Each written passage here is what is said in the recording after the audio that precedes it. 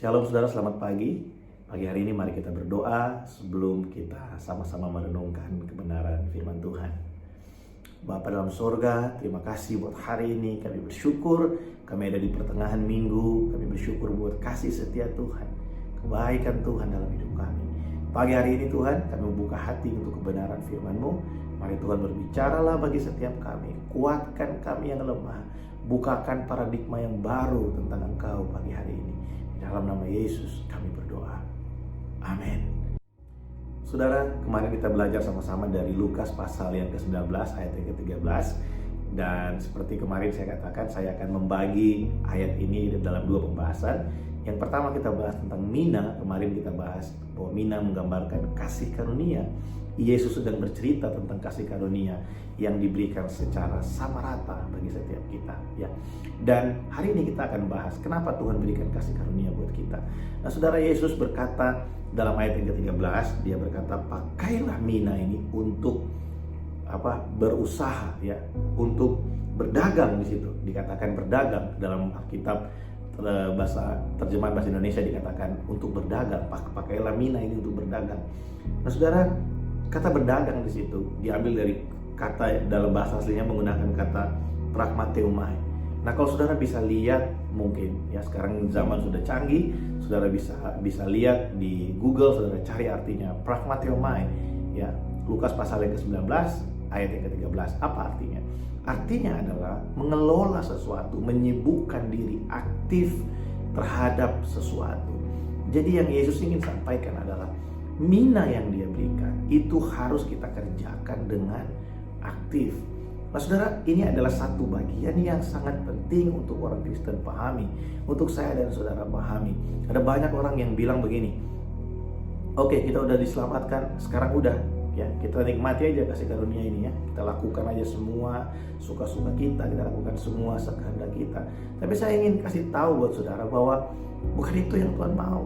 Yang Tuhan mau ketika kita menerima kasih karunia, mari kita pakai kasih karunia itu dengan aktif. Kita bertumbuh di dalam kasih karunia dan kita share kasih karunia itu kepada orang-orang di sekeliling kita. Saudara, inti dari cerita dari perumpamaan ini adalah Yesus ingin berbicara tentang kehidupan orang percaya yang menjadi berkat buat sesama, menjadi berkat buat orang lain karena kita telah diselamatkan.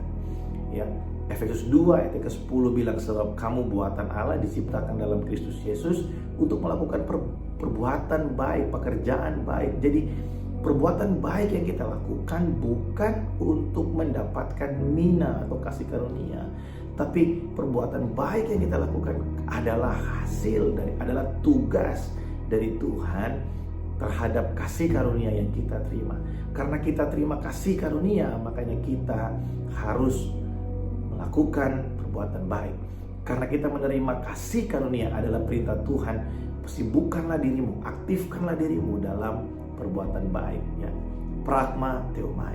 Mari kita aktif dalam kasih karunia. Jangan menjadi orang yang pasif, saudara. Ketika saudara terima keselamatan dari Tuhan, saya sedang berbicara kepada orang-orang yang menerima kasih karunia Allah pagi hari ini. Saudara, mari jangan biarkan hidup kita gitu-gitu aja. Jangan biarkan kehidupan kerohanian kita, kekristenan kita itu gitu-gitu aja. Saya mendorong setiap kita, ayo. Kemarin kita belajar bahwa Alkitab adalah tentang Tuhan, ditulis untuk kita. Nah, ini penting untuk kita pahami. Bagaimana caranya kita bisa share the goodness of God? Bagaimana caranya kita bisa share keselamatan yang kita terima? Simple. Saudara baca Alkitab. Saudara temukan sifat-sifat Tuhan di situ. Dan saudara bisa share kepada orang yang ada di sekeliling saudara. Apa yang saudara lihat, mungkin mereka sedang butuh kekuatan dalam hal apa. Ya, mungkin mereka sedang sedih karena akan menghadapi pengurangan tenaga kerja di kantornya. Mungkin mereka sedih karena lama tidak berjumpa dengan keluarga. Ya, dari pengenalan saudara akan Tuhan di dalam Alkitab, saudara bisa share kepada mereka. Setelah saudara dikuatkan, saudara bisa menguatkan orang lain. Setelah saudara mendapatkan satu rema, saudara bisa bagikan rema itu kepada orang lain. Itu namanya pragmateomai. Kita menyibukkan diri dengan kasih karunia yang sudah kita terima.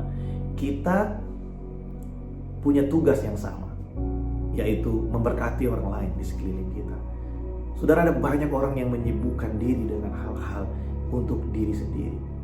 Saya banyak ketemu dengan orang Kristen yang setelah mereka terima Tuhan, yang mereka pikirkan adalah gimana caranya supaya janji-janji Allah, kekayaan, ya, kelimpahan itu terjadi. Tapi hanya sangat sedikit orang-orang yang mengenal Tuhan, yang setelah mereka kenal Tuhan, yang mereka pikirkan adalah gimana caranya supaya hidupnya bisa jadi berkat buat orang lain. Mungkin finansial kita nggak begitu punya, mungkin finansial kita terbatas, tapi ketika kita punya hati untuk melakukan, saudara bisa lihat Efesus 2 ayat yang ke-11, karena Allah lah yang mengerjakan di dalam kamu baik kemauan maupun melakukan sesuai dengan kehendaknya. Saudara, ketika kita punya kemauan yang Tuhan taruh dalam hati kita untuk jadi berkat, jangan takut, Tuhan juga akan kasih kita kemampuan untuk melakukan apa yang menjadi kerinduan kita, kalau itu untuk mempermuliakan Tuhan. Dalam pelayanan, mungkin saudara aktif melayani. Kalau saudara suka melayani, saudara punya hati buat melayani, percayalah, itu bukan lahir dari dirimu sendiri. Itu lahir dari kerinduan yang Tuhan taruh dalam hatimu. Dan kalau Tuhan taruh kerinduan dalam hati saudara, Tuhan juga akan kasih saudara kemampuan untuk melaksanakannya. Karena Dia tidak pernah memberikan tugas tanpa memperlengkapi.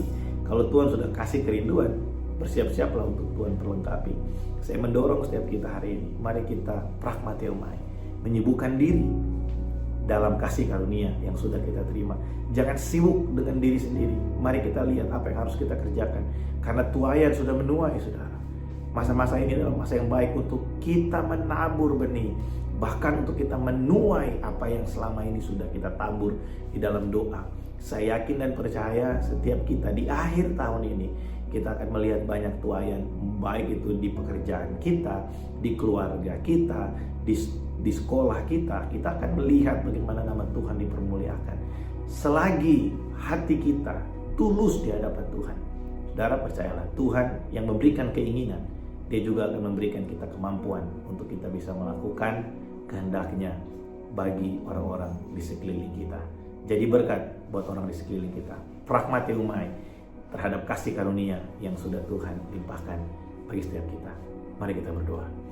Kami bersyukur buat firman-Mu hari ini yang mengajarkan kami untuk kami bisa aktif di dalam kasih karunia, dan kami bisa membagikan apa yang sudah kami terima dari Tuhan.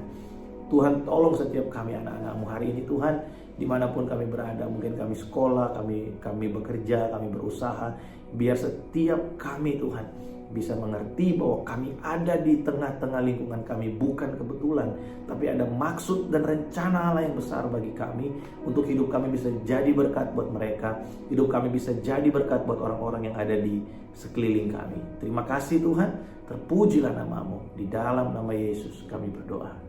Amin.